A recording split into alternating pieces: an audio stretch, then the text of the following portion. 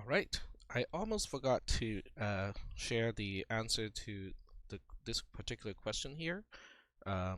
Given that we have two numbers, one in base 10 and one in base 7, and we know that they are representing the same value, but both have a missing digit, how do we find out what the digits are in this case?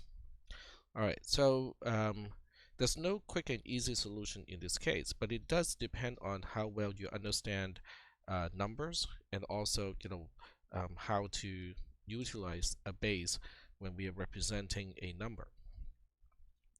Let me get my spreadsheet first, because this, once again, a spreadsheet can be very helpful when we are working on problems like this. So let me move the spreadsheet into view. There we go. All right. And we're going to start a new spreadsheet here. Okay. So now we want to look at the base 7 number, which we know is 2, 6, and then question 6. Okay, if I remember correctly. Nope, the other way. It's 2 question mark and then 2, 6. 2 question mark and then 2, 6 over here. All right, so if that is what we're given with, then we know the value of this one, of this particular number is, there are 6 times 1. Okay, let me just kind of spell out a little bit more. So we got 1, which is what digit 0 is. Digit 0 is the coefficient of 7 to the power of 0. Okay, so I'll do it. I would spell out even more. Okay, so this is a digit position, which goes from 0 to 3. 0, 1, 2, 3. Oops, 2. There we go. All right, there we go. And then we have power of 7 corresponding to that digit. So this one is really just whatever base we're dealing with, which is 7 in this case, raised to the power of where the digit is located. So now I can just copy these cells over, and now we have the coefficient. Okay, so the coefficient, there's no quick and easy way to do it. This is 6, this is the 2, this is the unknown, okay, and this is another 2. So over here what we do is we multiply the coefficient and the power of 7 corresponding to that particular digit, and now we have these numbers, and then we can sum these up. Okay, so we are going to sum up these 4 cells over here. There we go. So with the base 7 number and also the missing digit, we got 706. So now it's time to work with the base 10 number. So the base 10 number is obviously quite easy to work with because we are very familiar with base 10 numbers. But I'm going to kind of treat it the same way. So we got digit position 0, 1, 2, oops, 2, and 3 again. Power of 10 in this case is 10 to the power of 0, and we just drag this down.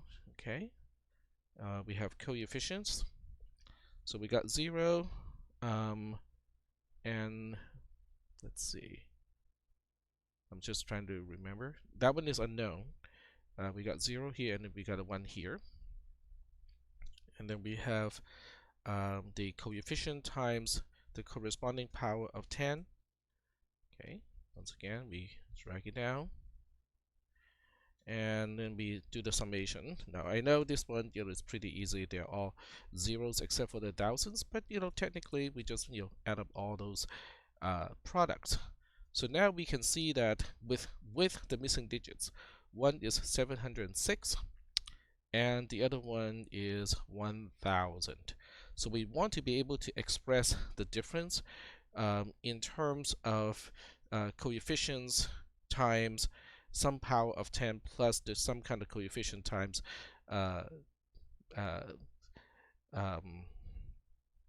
Okay, let me rephrase that.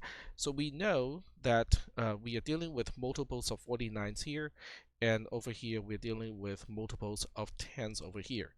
So we want to be able to express the difference in terms of multiples of 49s and multiples of 10s. So the first thing we want to do is to look at the difference.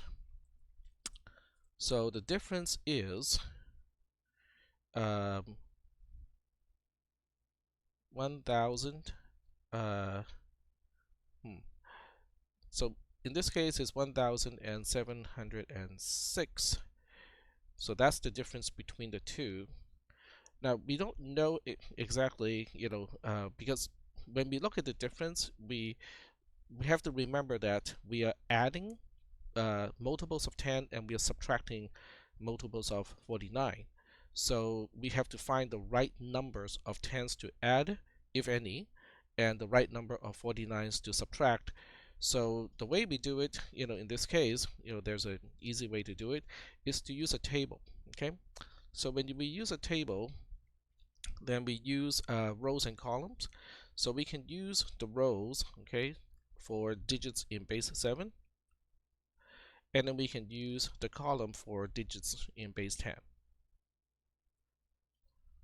There we go. So we know that we are subtracting um, uh, these digits times 49, and we are adding these digits times 10.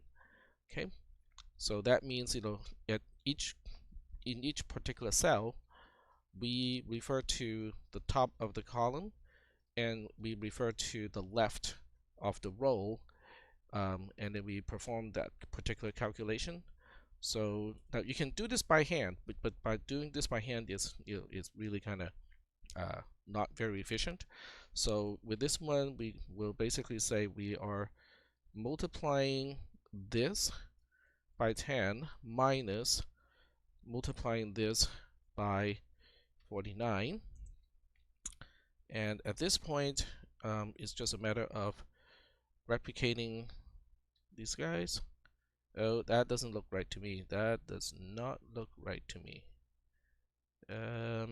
Oh, that's because it's referring to so with the F4, which is referring to this particular 0 here, we wanted to always refer to column F, so we want to put a $sign, and then with the one that is referring to the row, we want to put a $sign here because we always want to use row 3 in that case.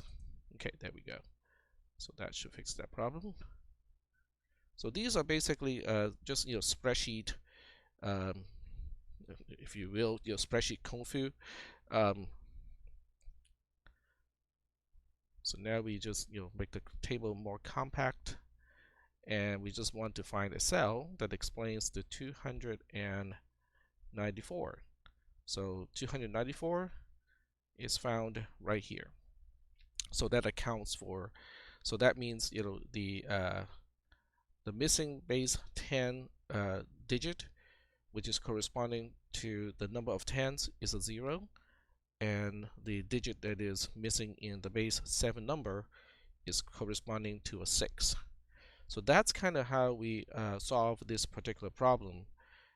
Obviously, when we use a different base or when we have different missing digits, you kind of have to account for all of those factors as well. But there's no quick and easy way to do it. Using a table and a spreadsheet is really the fastest way to do it. And the most tricky part about this solution is how to set up the spreadsheet.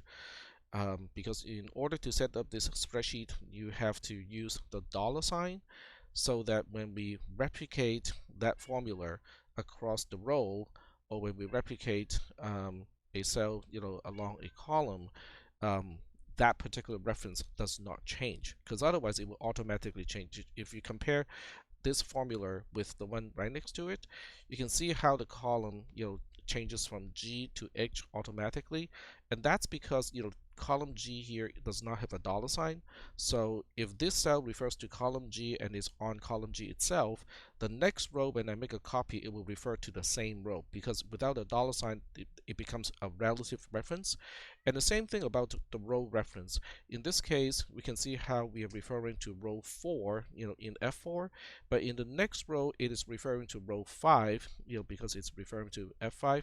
And once again, without a dollar sign, the row number is relative to the current cell. So when I make a copy of the formula, when I replicate, using the method that I did, it automatically quote unquote floats with the destination cell that is copying the formula onto. And that's why, in some cases, when we don't want it to float, when we don't want it to be relative, like referring to column F and also row 3, we have to put a dollar sign in front of that.